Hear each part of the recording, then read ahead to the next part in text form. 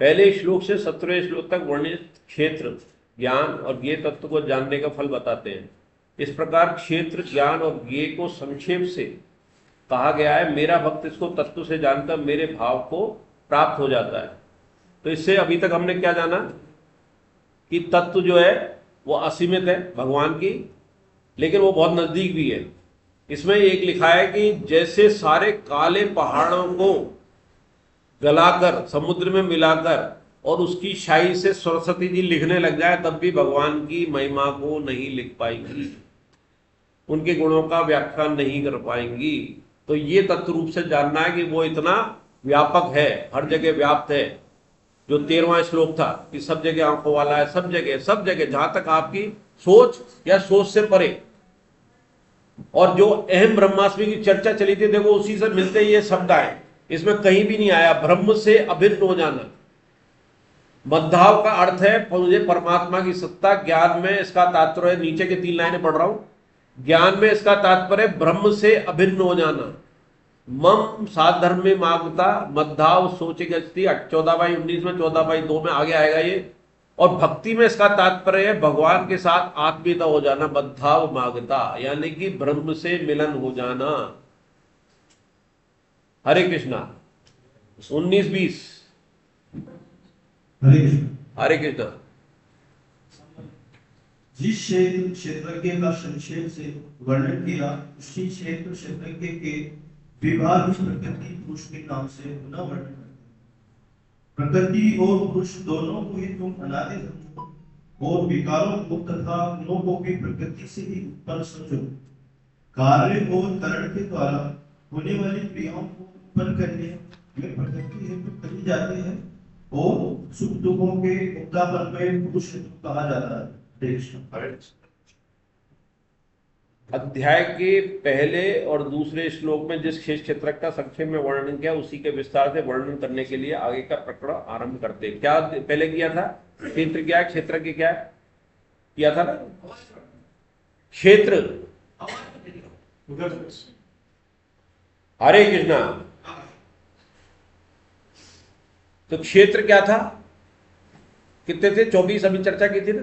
और क्षेत्र क्या है? हम स्वयं। तो 24 में सब आ गए थे। प्रकृति और आपने 5 भूत, 10 इंद्रियां, मन बुद्धि, समष्टि अहंकार, समस्त अहंकार, सारे 24 तत्वों से था क्षेत्र। और क्षेत्र के हम उसको जानने वाले और उसके 7 विकार हमारे पहले कहे थे।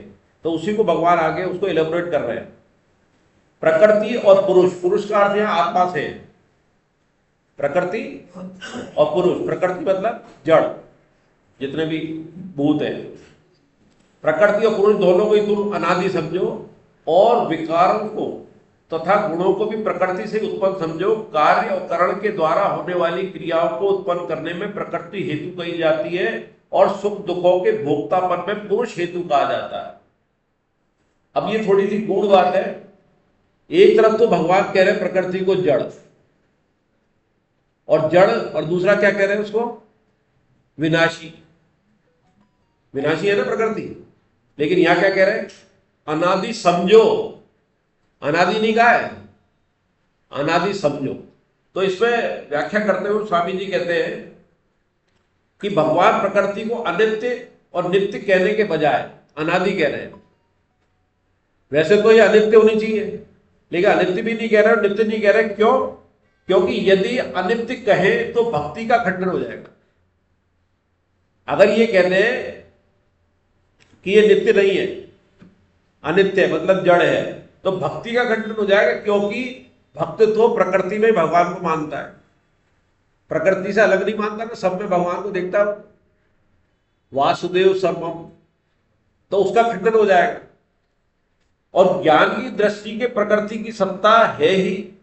भगवान इसलिए सत्य नहीं कहते। यदि प्रकृति को नित्य कहे तो ज्ञान का खंडन हो जाएगा। अगर उसको नित्य कह दिया गया तो नित्य के अंदर ज्ञान में क्या है कि तो जड़ है, सत असत वाली बात आएगी। क्षेत्र क्षेत्र की आएगी, तो ये तो क्षेत्र है प्रकृति, तो इसको अनादि समझो का है। तो दोनों का खंडन हो जाए, भगवान ने इसलिए इसको अनादि कहा है, ज्ञापन अनित्य और नित्य नहीं कहा। तो उसको समझो। और ये विकारों, विकारों मतलब विकार क्या होता है? जो एक ही आकार में रहे। और जिसका आकार बदलता रहे, विचार बदलते रहे, वो क्या हो गए? विकार। तो विकारों वाली है प्रकृति में। विकारों को तथा गुणों को भी प्रकृति समझो। तो गुण भी अभी चर्चा हुई ना, प्रकृति में आते हैं। और विकार भी, जो 7 विकार आए थे ना, पहले पढ़े थे 4थे श्लोक में, वो भी प्रकृति में ही होते हैं। प्रकृति ही कार्य कराती है। तो प्रकृति क्या है? अनित्य। वैसे देखा जाए अनित्य है, लेकिन यहां अनादि कह रहे हैं, नाशवान है, विकारी वाली है। विकार होता है जो विकार है, बदलती है प्रकृति। जो बदलता नहीं है वो निर्विकार है। परमात्मा बदलता नहीं है, इसलिए वो निर्विकार है, और हम भी निर्विकार है। पर हम भी विकारी क्यों हो जाते हैं? क्योंकि प्रकृति से अपना संबंध जोड़ लेते हैं। और जोड़ते कहां से? वो चिंजड़ ग्रंथि के जरिए, और उस मैं के जरिए ये मेरा, उस प्रकृति को, माया को हम अपना मान लेते हैं। वो गुणों को हम अपना मान लेते हैं, जबकि गुण प्रकृति में। प्रकृति क्रियावान है, प्रकृति विकारी है, प्रकृति अविनाशी है और अनित्य है। और पुरुष क्या है? पुरुष मतलब हम क्या है? नित्य है, अविनाशी है, निर्विकार है, अक्रिय है। हम निक्रिय मतलब अक्रिय कौन है? आत्मा अक्रिय है, लेकिन जीव क्रियाशील हो जाता है। वह आत्मा अपने आप को जीव आत्मा मान लेती है। किससे जुड़ के? प्रकृति से जुड़ के। प्रकृति को अपना मान लेती है, और प्रकृति जो कार्य कर रही है, प्रकृति के जो गुण है, उसको अपना मान लेती है। तो जब कर्ता बनेगा, उसी का भर्ता बनेगा। आप देखें कि अगर आपका किसी से संबंध नहीं है, आप कहीं कर नहीं रहे हो कोई काम, तो वो बुरा से बुरा काम में भी आपको कोई टेंशन नहीं होती। अखबार 1 मिनट में पढ़ के निकाल देते हो कि वहां बलात्कार हुआ, वहां इतने मर्डर हुए, वहां ये हवाई जहाज गिर गया, वहां इतने मारे गए। आपको कोई मतलब नहीं, हेडलाइन पढ़ के निकल जाते। लेकिन संबंध अगर किसी से है, अगर मान लो आपका किसी शहर में रिश्तेदारी है, भोपाल में, और उस मोहल्ले की कोई खबर आती है, मोहल्ले की, अभी कंफर्म नहीं है, आपका एक परिवार वहां रहता है, चाहे ससुराल हो, चाहे आपका भाई रहता हो, लेकिन मोहल्ले का हेडलाइन आती है, तो आप तुरंत खोज करने लग जाओगे, मेरे भाई को मेरे ससुराल में तो नहीं हुआ, मोहल्ले की खबर आ रही, आग लग गई है वहां पर, उसका घर बचा के नहीं। तो संबंध जोड़ते ही हम मुसीबत में फंस जाते हैं। तो कर्ता होगा, कर्ता बनते ही भर्ता बनेगा। वो आगे के श्लोक में आएगा कि कहां कहां हम भर्ता बनते हैं, क्यों? संबंध जोड़ने दो। तो ये जब 4 बातें निकल के आई, तो एक 5वीं बात अब निकल के आ रही है, सार रूप चल रहा है कि संबंध जोड़ने में मुसीबत। तो फिर क्या करें? संबंध तो करने पड़ेंगे। संबंध के बिना काम कैसे चलेगा? आप शरीर कैसे चलाओगे? परिवार कैसे चलाओगे? ये बच्चा है, ये पत्नी है, ये माँ है, ये बाप बाप है, ये दोस्त है, साथ वाला है, भाई है, तो बिना संबंध के चलेगा कैसे? तो संबंध तो मानने हैं, पर उसको परमानेंट नहीं मानना है। उस संबंधों के रहते हुए जो बेस्ट कर्म करना है वो करना है, उस संबंध का जो बेस्ट कर्म है वो करना है, लेकिन उसमें कर्ता नहीं मानना। इस संबंध का जो काम था वो मैंने कर दिया, उसमें कर्ता नहीं माना। भगवान ने संबंध दिया था, वो मैंने काम कर दिया। भगवान ने कहा था कि तू भाई बन के काम कर दे। भगवान ने कहा था कि तो जाने कितने जन्मों को, कितने भाई है, कितनी पत्नी, कितने बच्चे, कितने माँ बाप, अब करते आए। तो उसका संबंध बिना माने, अंदर से, बाहर से संबंध मान के जो संबंध का काम है कर दे उसके, और उसमें बेस्ट क्या है? उस संबंध से सुख नहीं लेना, सुख देना। और देते ही हमारा कर्तापन खत्म हो जाएगा, अगर हम उसको न माने कि मैंने इसे सुख दिया। सेवा भी हो जाएगी और कर्तापन भी खत्म हो जाएगा। तो विकारों को, गुणों को प्रकृति से उत्पन्न समझो। तो ये प्रकृति ही कर रही है। कार्य और करण के द्वारा होने वाली क्रियाओं को उत्पन्न करने में प्रकृति हेतु कही जाती है, और सुख दुखों के भोक्तापन में पुरुष हेतु कहा जाता है। तो बहुत इंपॉर्टेंट लाइन है वाली, समझ में बड़ी मुश्किल से आती है, लेकिन आ जाएगी। आ रही है? आ रही है क्या? कठिन नहीं। कार्य और करण के द्वारा होने वाली क्रियाओं को उत्पन्न करने में प्रकृति हेतु कही जाती है। कोई भी कार्य होगा, प्रकृति कार्य मान रहे हैं, हम तो कर नहीं रहे। अभी तक तो ये मान लिया कौन करता है, कौन नहीं करता, कौन विकारी है, कौन विनाशी, 4 चीज समझ ली। अब प्रकृति कार्य कर रही है, सारे कार्य प्रकृति में तो हो रहे हैं। हम प्रकृति में पैदा हुए, प्रकृति ने हमें शरीर दिया है, प्रकृति की इंद्रियां ये सब इसी में चली जाएगी ना, आत्मा इसमें निकल जाएगी, लेकिन बाकी चीजें तो इस प्रकृति में लीन हो जाएंगी। तो क्या लाइन कह रहे हैं भगवान कि कार्य और करण के द्वारा होने वाली क्रियाओं को उत्पन्न करने में प्रकृति, जो भी कार्य इस संसार में हो रहा है, तो कोई भी कार्य करने में उपकरण की जरूरत होती है ना। आप ये माइक से बोल रहे हैं, उपकरण की जरूरत है, माइक की जरूरत है, इसकी जरूरत है। तो ये क्या है? करण, औजार है। और कार्य क्या है? बोलना। ये कार्य हो रहा है यहाँ पर। तो ये तो कार्य हो गया। करण क्या है? औजार। तो हमारे प्रकृति के जितने कार्य हो रहे हैं, जो भी हमारा संचलने का हो, तो प्रकृति के द्वारा हो रहे हैं। करण क्या है इसमें? करण क्या है? 13 करण है, 10 तो इंद्रियां और सूक्ष्म शरीर। कौन सा है? मन बुद्धि अहंकार। वही तो है। मन बुद्धि अहंकार नहीं होगा तो कैसे होगा? चौथा और है छुपा हुआ स्वभाव। स्वभाव के वश होते हैं, पर यह 13 ही नाम लिए हैं। 13 स्वभाव के वशीभूत तो काम करते हैं ना। जैसा स्वभाव होगा वैसे होगा। बोलने का स्वभाव होगा, किसी का चुप होगा, किसी का उग्र होगा, किसी का सेवा का भाव होगा, किसी का बार बार में गुस्सा करने का होगा, किसी का विनम्र होगा। वो स्वभाव के। तो स्वभाव किसमें आ जाता है? कौन सा शरीर में आता है स्वभाव? है 3 शरीर थे ना, तो कौन से में स्वभाव किसमें आता है? स्थूल शरीर में, सूक्ष्म शरीर में। सूक्ष्म आता है ना। देखो देवी चंद्र सूक्ष्म में कह रहे हैं, कारण शरीर में आता है। देवी जी तुम तो हर बार गर्दन हिला देते हो। स्थूल शरीर कौन सा है? ये शरीर। और जब अपन मर जाते हैं या मर के आ जाते हैं, ये शरीर या छूट जाता है, तो कौन से 2 शरीर जाते हैं? एक अंगूठे के आकार का होता है, जिसमें आत्मा उससे अटैच होकर जाती है, वो जीवात्मा होती है। आत्मा अटैच क्यों हो जाती है? उसकी मुक्ति क्यों नहीं होती है? अपना संबंध उससे मान लेती है। हाँ, उस शरीर के सारे गुणों से, सब कर्मों से बंधी रहती है। वो उसको अपना समझती है, इसलिए आत्मा जाती है। और वो जो कष्ट मिलता है वो किसको मिलता है? उस शरीर को मिलता है। कौन से शरीर को? सूक्ष्म शरीर को मिलता है, जो नरकों में जाता है। और वो ऐसा होता है, इस शरीर को अगर कष्ट मिले, गर्दन काट दी जाए मर जाएगा। वहां गर्दन कट भी जाए, आग से जला भी दे जाए, मरेगा नहीं वो। सूक्ष्म शरीर मरेगा नहीं और महसूस पूरा होगा। और आत्मा भी उसके साथ अटैच होगी। तो यह सुखी दुखी होती है ना अटैच होकर, जैसे शरीर के साथ आत्मा भी होती है, जबकि होना नहीं चाहिए। पर मान लिया संबंध, मान लिया तो हो दुखी। हालांकि शुद्धता के लिए होती है। नरक में जो पिटाई होती है वो शुद्धता के लिए होती है। जो अशुद्धि आ गई है, तेरे पर जंग लग गई है, उसकी सफाई के लिए भगवान करते कि तू फिर लायक हो जा। कहां के लिए? फिर मनुष्य जीवन दे दूंगा तुझे। उसके लायक बनाने के लिए, हमारे भले के लिए नरक में भेजते हैं।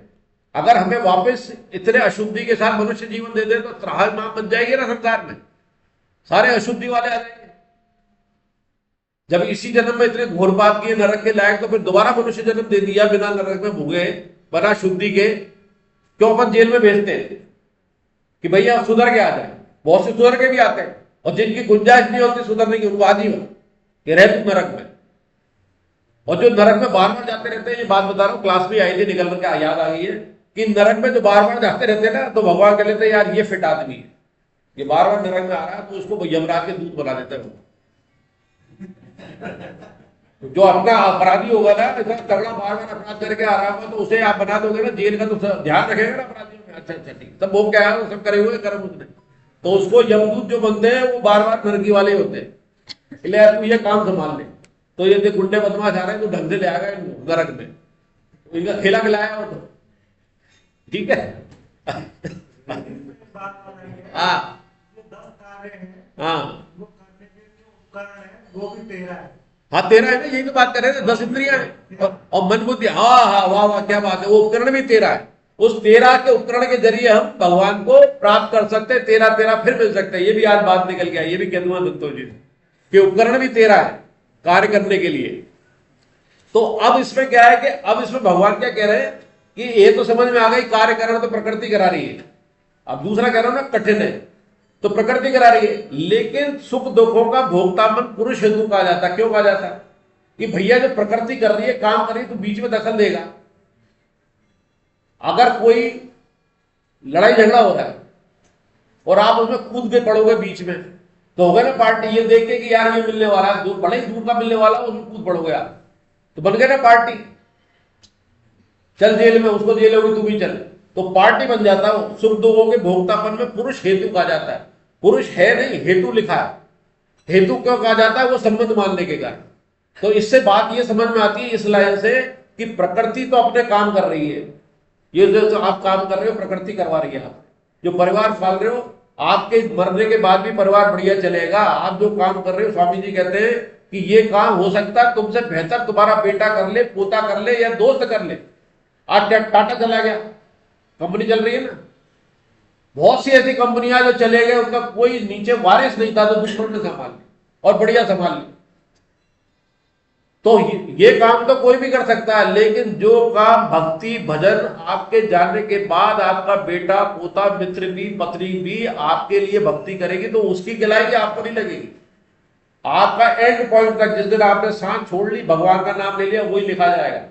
उसके बाद आपके नाम पे वैसे कर देते ना, बोर्ड लगा दिया, मेरे पिताजी स्वर्गीय पिताजी के नाम में मैंने दान कर दिया, उसको भी नहीं लग रहा, तेरा भी उससे कल्याण नहीं हो रहा।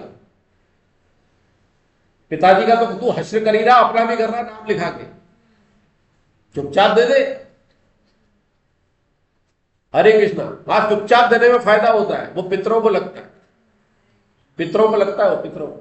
और पितरों के लिए एक किताब है स्वामी जी की, ग्रस्त कैसे रहे। 5, 10, 12 रुपए की किताबें ले लेना, ग्रस्त कैसे रहे। पहले मैं उसको ले नहीं रहा था, मैं जब ये भी जा रहा था ऋषिकेश, तो पत्नी बोली कि अरे अब लोग है क्या इस उम्र में, ग्रस्त कैसे रहे, मेरा ले लेते। अब वो पढ़ने को मांगती है, क्योंकि उसमें नाम हेडलाइन ग्रस्त कैसे रहे, लेकिन उसमें पितरों के बारे में, अपनी सारी योनियों के बारे में लिखा, पितर कैसे होते हैं, आप उनको पितर दान करते हो, आपकी श्राद्ध करते हो, कैसे कैसे जाता है, उससे आपको क्या फायदा है, ये पूरी लिखा हुआ कि नाम ग्रस्त कैसे रखें। लेकिन वो पढ़ने लायक किताब है। स्वामी जी ने एक बार सत्संग में कहा था, इसलिए मैंने खरीदी। स्वामी जी ने कहा कि एक किताब ग्रस्त कैसे रहे, वो लेना जरूर, तो वो ले लेना, गीता प्रेस पे है यहाँ पर। हाँ, क्या पूछ रहे थे? इस संबंध को हम सुबह शक्ति देना चाहते हैं। हाँ, जैसे मान लीजिए मेरी पत्नी है, हाँ, और अभी मुझे पंखा चला दो, मैं उसके लिए पंखा चलाऊंगा, तो सुबह शक्ति देने से उसका शरीर खराब होगा, तो उसका पाप मुझे लगेगा। नहीं, इसमें सुखा शक्ति का मतलब क्या है? आपको सुख चाहिए, पत्नी के आप आज्ञा क्यों पालन कर रहे हो? क्यों आगे वो आपकी बात माने? अब अगर नहीं पंखा चलाओगे, हो सकता है रोटी ढंग से न मिल तो जाएगा, तो आपकी भी उसमें शोकादस्ती छिपी है। भाव का फर्क है, आपने चला दिया, भाव आना ही नहीं चाहिए, चला दिया, उसने कहा मैंने कर दिया, वो उठ नहीं पा रही है, आपने कर दिया, उसमें आपने दोष दृष्टि नहीं डालना। ये भी एक दोष दृष्टि नहीं, किसी में भी ढूंढो, चाहे वो पत्नी हो चाहे दुश्मन हो, उसमें अच्छाई ढूंढो। आज से अपनी पत्नी की अच्छाई, और अपनी पत्नी से कह देना मेरे अंदर की अच्छाई लिखना, और एक सुनो पेज में, और एक में बुराई लिखवाना, देखे कौन सी लिस्ट ज्यादा निकलती है, और फिर बुराई की लिस्ट को फाड़ के फेंक देना, और अच्छाई वाली लिस्ट को रखना, तो आपका द्वेष भाव किसी में नहीं रहेगा। जो अपन ने विभूति योग पढ़ा था या नहीं पढ़ा था, वो किस लिए पढ़ाया था? भगवान ने कहा हर किसी में एक न एक कोई विभूति है, उसे तू देख, और वो मैं हूं। जब आपने उसमें बुरे से बुरे में विभूति में भगवान देख लिए, तो अब उससे आपके अंदर दोष दृष्टि रहेगी, आप तो दुश्मनी रहेगी, यार इसमें तो भगवान बैठे, इसलिए वो विभूति योग पहले आया था। तो सुखा शक्ति जो होगी, सुखा शक्ति से संबंध होते हैं, पति पत्नी के संबंध में भी सुखा शक्ति है, एक दूसरे के पूरक के रूप में कहा जाता है। बच्चे से भी हमारी सुखा शक्ति है, बड़े होकर हमारा काम करेगा। हमारे शास्त्रों में कहा है कि भैया यही हमारे देहदान करेगा तो कौन दुखी हो जाएगी, ऐसा कुछ नहीं है। लेकिन बिना, नहीं तो अगर ऐसा होता तो जिनके बच्चे नहीं थे क्या उनकी मुक्ति नहीं होगी, या जिनके लड़कियां क्या उनकी मुक्ति नहीं होगी? तो वो सब गलत है। लेकिन हमारी सुखा शक्ति है, हमारा नाम करेगा, हमारा सरनेम चलाएगा, हमारा धंधा चलाएगा। नहीं तो ये है कि यार कि फैक्ट्री है, फिर इसको कौन चलाएगा, बच्चे ही नहीं है तो। टाटा के नहीं थे, फिर भी चल रही है फैक्ट्री, उसने चलाई, इसलिए रोकी तो नहीं उसने टाटा ने कि मेरे बच्चे नहीं है तो फैक्ट्री नहीं चलाऊंगा, उसने अपना काम किया। इसलिए कर्मयोगी में उनका नाम देना जाता है। आप पूछो। नहीं, वो पीछे जैसे बेटा या बेटी का कहते हैं कि तुम्हारी मुक्ति नहीं होगा, हाँ, तो इसमें तो जो अपना जीवन भर का किया हुआ कर्म, चाहे हाँ, तो बेटा हो बेटी हो या कुछ ना हो, हाँ, तो मुक्ति तो उससे होगी।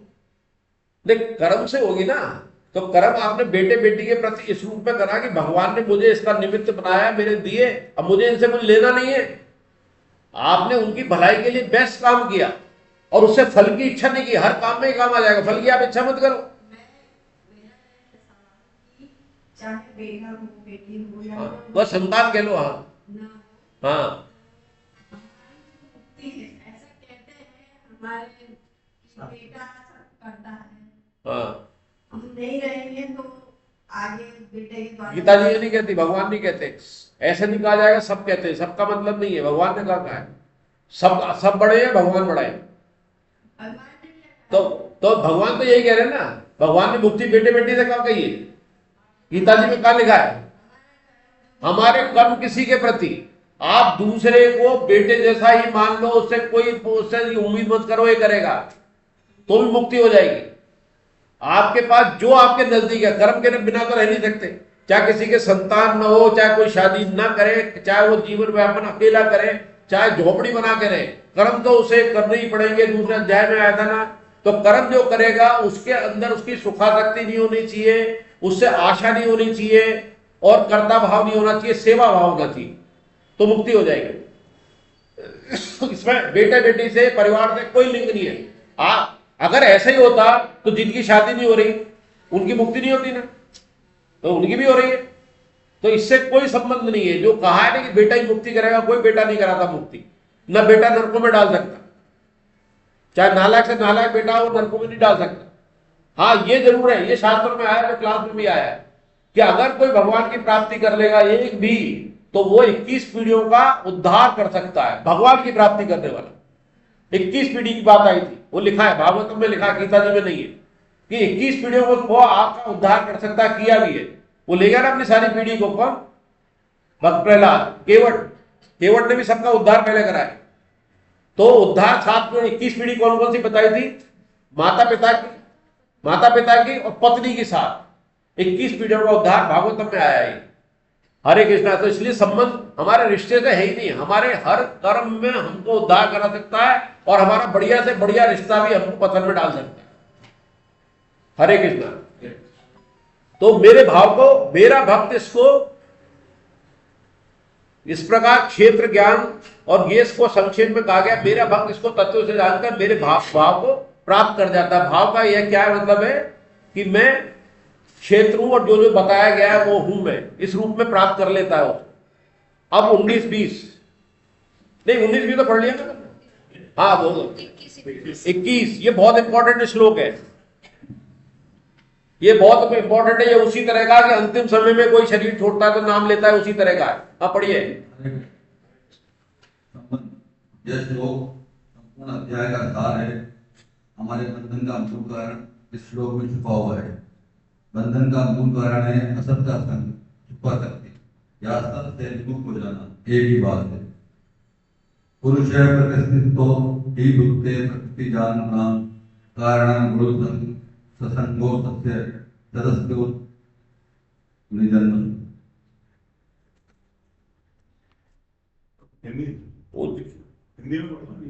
हिंदी में नीचे का जीव ही प्रकृति जन्य गुणों का भोक्ता बनता है, और गुणों का संग ही इसके उच्च नीच योनियों में जन्म लेने का कारण बनता है। हरे कृष्ण। ये बहुत इंपॉर्टेंट है। जैसे वो एक श्लोक आया था ना कि अंतिम समय में जो मेरा स्मरण कर लेगा या जिस भाव में चला जाएगा, जैसे भरत जी ने हिरण का कर लिया तो हिरण बन गए, ये उसी तरह का श्लोक है लगभग, कि अंतिम समय में जो गुण संग कर लेगा, अंतिम समय में हमारा जो गुण संग रहेगा, जो भाव चल रहे होंगे, भगवान का कर लिया तो हमारी मुक्ति हो जाएगी। किसी जीव का ध्यान कर लिया, वो जीव बन जाएंगे। मकान का ध्यान कर लिया तो मकान में आ जाएंगे, चाहे छिपकली बन के आ जाए। हाँ, अगर अच्छे कर्म होंगे, हमने 5 श्लोक पढ़े होंगे, तो हो सकता है उसी मकान में आगे की पीढ़ी में आ जाए, मनुष्य जीवन मिलने की गारंटी हो गई। और मकान याद आ गया मनुष्य जीवन की, अपन ने 5 श्लोक पढ़े, भगवान का नाम ले लिया, तो फिर कोई दिक्कत ही नहीं है। आखिरी में भगवान का नाम जिसका निकल गया उसके लिए तो कोई परेशानी है नहीं। लेकिन जिस जिस भाव में रहेगा, जिस गुण संग में होगा, अगर वो किसी का, सपोज करो कोई बुरा कर्म कर रहा है, आप कत्ल कर रहा है, मार रहा है किसी को, और दुर्भाव से मार रहा है। एक मारना तो हो गया जो सैनिक मारता है, उसके अंदर तो मुक्ति हो जाएगी। लेकिन अगर वो दुर्भाव से मार रहा है, उसमें वो भी मर गया, तो वो गुण कौन सा था उसका? तमोगुण था। तो तमोगुण के हिसाब से योनि मिलेगी उसको, और तमोगुण वाली मतलब इससे नीचे वाली अधो योनियों में जाएगा। अगर किसी को बचाते हुए मर गया, एक तो मारते हुए मर गया और किसी को बचाते हुए मर गया, तो वो सतोगुण के कर्म में जा रहा है, इस योनि से ऊपर चला जाएगा। ये इसकी महत्वता अंतिम समय के। प्रकृति में स्थित पुरुष ही प्रकृति जन्य गुणों का भोक्ता बनता, और गुणों का संग ही इसके ऊंच नीच योनियों में जन्म लेने के कारण बनता है। तो अंतिम समय का गुण संग भी बहुत काम आएगा।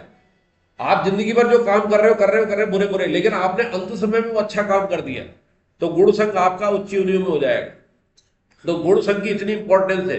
ये अपना आगे का जो अध्याय है ना वो गुणत्रय विभाग योग, उसके अंदर ही आएगा तमो रजो सतो।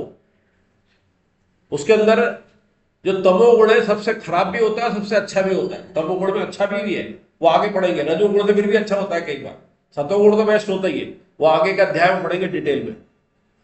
तो उसमें ऊंच नीच योनि का कारण बन जाता है गुण सड़क भोगता। हम समझ गए, भोक्ता मतलब प्रकृति में गुण हो रहे हैं, सतोगुण रजोगुण तमोगुण, जो कार्य हमारे परिवार में चल रहे हैं, शरीर से जब हम कर रहे हैं, हम पहले क्या करेंगे, तमो में रहते फिर रजो में आते, रजो से सतो में आते। तमो में रहते जैसे नींद में चल रहे हैं, ठीक है, नींद से ऊपर उठेंगे, मुझे काम करना काम करना। रजोगुणी हमारा स्वभाव है, जैसे आया भी है, इसलिए हमारे को कर्मयोग के लिए ज्यादा कहा गया। रजोगुणी मतलब करते रहना करते रहना करते रहना, और करते हुए रहने में भी इच्छा मिलने की हो, हमें कुछ मिले कुछ मिले। उसमें मिलने की छोड़ दी हमने, मिलने की छोड़ दी। करना करना किसके लिए करना, इसके लिए करना, इसकी सेवा के लिए करना, तो हम सतों में आ गए। अब सतों के अंदर आते आते हमारे को मान मिलने लगा, वाह वाह ये तो बहुत खाना खिलाता है, बहुत ताप करता है, बहुत सेवा करता है, तो जहां भंडारा होता चले जाता, लड़की की शादी है उसमें सेवा करने चला जाता, ये बहुत है, तो वो सतों में आ गया। अब सतों में आके वो ये छोड़ दे, क्योंकि ये सबसे खतरनाक है। सतों में जो मान मिलता है ना, वो सबसे खतरनाक है। फिर उसकी मान की इच्छा में वो करता है कि मेरे को सब जाने, अखबार में मेरा नाम आए, मेरे को प्राइज मिले, मेरे को जगह जगह मुझे मिले कि सम्मान मिले कि साहब ये इतने समाज सेवी है। वो खतरनाक है, वो आपको नीचे डाल देगा। तो उसको आप भगवान मेरे से करा रहे हैं निमित्त होके बिल्कुल कि भगवान क्या कर रहे हो आप, ये मेरा नाम हो जा रहा है, भगवान बचाओ बचाओ बचाओ। भगवान से प्रार्थना करो कि मैं मान में न चला जाऊं। तो ये गुणों का संग छूटने का तरीका है। और इसमें ये भी आया जो अपन चर्चा कर चुके हैं, इसमें लिखा हुआ है कि ऊपर की योनियों में चला जाता है, सत योनियों में अच्छा करता है, और असत योनियों में चला जाता है। असत योनि क्या है, जिसमें दुख ज्यादा होते हैं। सत योनि क्या है, जिसमें सुख ज्यादा होते हैं। और मध्यम योनि है जिसमें सुख दुख दोनों होते हैं। तो हमारी ये मध्य वाली है जो अपन ने पहले भी चर्चा कर चुके हैं। 22-23 हरे कृष्णा। हरे कृष्णा। संबंध, मूल समस्या प्रकृति के साथ संबंध मान लेने से है। एक प्रकृति से अपना संबंध मानने से पुरुष के कितने स्वरूप हो जाते हैं, अब इसका वर्णन करते हैं और इसको जानने का फल बताते हैं। दृष्टा मंता जगर्ता भोक्ता महेश्वर परमात्मेति चाकृतो देहेश्वरा पुरुषं परं यदिवं वेत्ति पुरुषं प्रकृतिं च गुणैः सह सर्वथा वर्तमानोऽपि न स भूयो विचारते।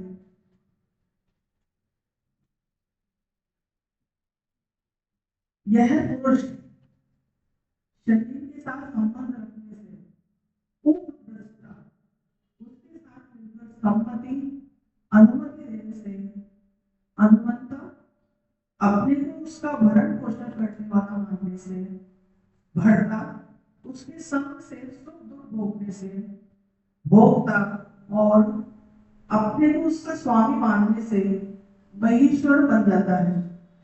परंतु स्वरूप से यह पुरुष परमात्मा इस नाम से कहा जाता है। यह इस देह में रहता हुआ भी देह से पर सर्वदा संबंध रहित ही है। इस प्रकार पुरुष को और गुणों के सहित प्रकृति को जो मनुष्य अलग अलग जानता है, वह सब तरह का बर्ताव करता हुआ भी फिर जन्म नहीं लेता। हरे कृष्ण। हरे कृष्णा। मूल समस्या प्रकृति के साथ यानी असत के साथ संबंध मान लेने से, एक प्रकृति से अपना संबंध मानने से पुरुष के कितने स्वरूप हो जाते हैं, और हम इसका वर्णन करते हैं और इसके जानने का फल भी बताते हैं। यानी कि इसके संबंध मानते हैं हम तो क्या क्या हो जाते हैं, और इसका न माने तो उसका क्या फल होता है। तो ये पुरुष शरीर के साथ संबंध रखने से, संबंध मान लिया तो उपद्रष्टा हो जाता है। जो भी शरीर कार्य कर रहा है तो उसका दृष्टा हो जाता है कि ये शरीर जो कार्य कर रहा है मैं ही कर रहा हूं, और उसके साथ फिर अनुमति देता है कि हाँ ये करना चाहिए ये नहीं करना चाहिए। तो फिर क्या कहलाता है, वो अनुमंता हो जाते हैं। फिर क्या करता है, उसका भरण पोषण करने वाला, शरीर को चलाना कहता है मैं ही भरता हूं, मतलब मैं ही कर रहा हूं, पालन पोषण कर रहा हूं, शरीर का भी कर रहा हूं, परिवार का भी कर रहा हूं। तो क्या हो जाता है, वो भरता, तो कर्ता मानने लगता है। जो अभी चर्चा की ना, संतोष जी कहते हैं इस लाइन को बार बार कि जो करता है उसका ही भरता बनेगा। तो ये भरता भरण पोषण से भी मतलब है, और भरता ये वाला जो घर पे बनाते हैं वो भी भरता बन जाता है उसके संग से सुख दुख भोग से, और फिर भोक्ता बन जाता है। संबंध मान लेता भोक्ता फिर सुख दुख को, तो फिर उसका सुख दुख का भोक्ता ही बन जाता, सुखी हो रहा है फिर दुखी हो रहा है। जबकि सुख दुख किससे आते हैं, पहले चर्चा कर चुके, सुख दुख किससे आते हैं अपने जीवन में, प्रारब्ध से आते हैं, पूर्व जन्मों के कर्मों से आते हैं, और उसका हमें दृष्टा बनना है, भोक्ता नहीं बनना है। स्वामी जी कहते हैं ना कि आप सुख दुख को भोगना नहीं है, उसका प्रभाव देखना, प्रभाव देखना का कहां से आ रहा है, और आ रहा है ये जा रहा है, और ये पुराने जन्म का हमारा कर्म है, चाहे वो अनुकूल हो चाहे प्रतिकूल हो। बहुत उसमें दुखी होने की जरूरत नहीं है, क्योंकि अभी ये आ रहा है तो इसके बाद ये खत्म भी हो जाएगा, और अब पुराने अनुभव का सहारा भी ले सकते हैं कि पहले भी आया था इस तरह का, वो भी निकल गया तो ये भी चला जाएगा। और अपने को और ये सारी चीजों का अपना मानता है कि मैं ही उसका स्वामी, जो मैं कर रहा हूं और भोगता हूं और बढ़ता हूं और मेरा ये शरीर मान रहा है, तो फिर क्या हो जाता है, उसका महेश्वर ईश्वर बन जाता है, मैं ही हूं सब कुछ इसका, इस शरीर का अधिकारी बन जाता है, ये मेरा शरीर। और जब इसका बन जाता है तो ये इस देह में रहता हुआ भी देह से पर सर्वथा संबंध ही रहित ही है। वैसे संबंध रहित है, लेकिन अगर संबंध मान लेता तो इसके परिणाम को भुगतता है। इस प्रकार पुरुष को और गुणों के सहित प्रकृति को जो मनुष्य अलग जानता है, यानी कि जो पुरुष है, पुरुष मतलब आत्मा है, उसको अलग जानता है, और प्रकृति और ये शरीर एक है, इसको अलग जानता है, वे सब तरह का बर्ताव करता भी फिर जन्म नहीं लेता। सब तरह का बर्ताव यानी कि आप सारे तरह के कर्म कर रहे हो, लेकिन इसको अलग मान के कर रहे हो, शरीर का काम संसार परिवार के लिए, उसके लिए मैं शरीर का उपयोग कर रहा हूं। बिना शरीर के जो कुछ भी पा रहे हैं, अभी आज हम गीता जी भी पढ़ रहे हैं तो शरीर से तो पढ़ रहे हैं, तो शरीर का ही उपयोग हुआ, तो उपयोग करा, तो ये थोड़ी शरीर को गीता जी में लगा दिया तो हमें गीता जी मिल जाएंगे। शरीर से हमने जानकारी ली, मन बुद्धि तक पहुंच गए, हमने अपने स्वभाव को बदलने की कोशिश करी या बदल डाला, और अपने सूक्ष्म शरीर को यानी कि अंतःकरण को हमने शुद्ध कर लिया। इतना करने के बाद अब हम लायक हो गए भगवान के, अब भगवान को समर्पित कर दो इसको, तो ये हो गई शरणागति। गीता जी आखिरी में शरणागति पे ले जाएंगे। पहले अपने को शरीर को स्वच्छ, शरीर को हम नहाने धुला के कर लेते हैं, लेकिन पूरी तरह ये अंतःकरण की शुद्धि चल रही है अभी। अंतःकरण की शुद्धि कर्मों से हो रही है, चाहे उसके अध्यात्म उससे हो रही है, ध्यान से हो रही है, उसको शुद्ध करते करते करते हम भगवान के लायक हो गए। तो 18वें अध्याय में 15वें में कह देंगे भगवान, 18वें अध्याय में कह देंगे कि तू पूर्णतः मेरे शरणागत हो जा, सबको छोड़ दे। दूसरे तीसरे में इसलिए नहीं कहा कि अर्जुन छोड़ नहीं सकता था, हम भी नहीं छोड़ सकते थे, हम जाने ही नहीं पहले कैसे परिवार छोड़ दूं, कैसे शरीर छोड़ दूं। तो आखिरी में कहते छोड़ने की थोड़ी कह रहा हूं मैं, भाई इसका आश्रय छोड़ दे, इसका से तू काम में ले, उपयोग ले, लेकिन आश्रय मेरा रख ले, आश्रय हर चीज का मेरा रख ले, मेरे पूर्ण तरह शरणागति हो गया तो ये उस लायक हो जाएगा। तो ये हमारे लायक बनाने के लिए ही अध्याय चल रहा है। तो अभी तक हमने समझ लिया कि अब ये अलग है, पुरुष और प्रकृति अलग है, और ये गुण जो है प्रकृति से है, कार्य भी प्रकृति से है, हम निर्विकार हैं, हम नित्य हैं, और हम गुण रहित हैं। गुण हमारे अंदर नहीं है, गुण प्रकृति में, तो उसमें रहते हुए उसका इस्तेमाल तो करना है। जैसे आपने कोई भी काम किया तो उस सामान को लिए घूमते हो क्या? आपने घर में मान लो कोई चीज स्टेथोस्कोप है जैसा आपने लगाया डॉक्टरी में, तो हर समय लिए घूमते क्या? उसको काम लिया फिर छोड़ दिया, देख लिया मरीज हो गया, फिर दूसरा कार्य किया तो उसका उपकरण लिया फिर छोड़ दिया, उसे लिए थोड़ी घूमते, उसको हम लिए घूमते। हम उसका जो कार्य करने वाला है, जो करने वाला, सबको लिए घूमते हैं, हम ही कर रहे हैं, हम ही कर रहे हैं, चिल्लाते हो रहे कि मैंने किया, मेरे द्वारा हुआ, तो उसका जन्म नहीं होता। 24-25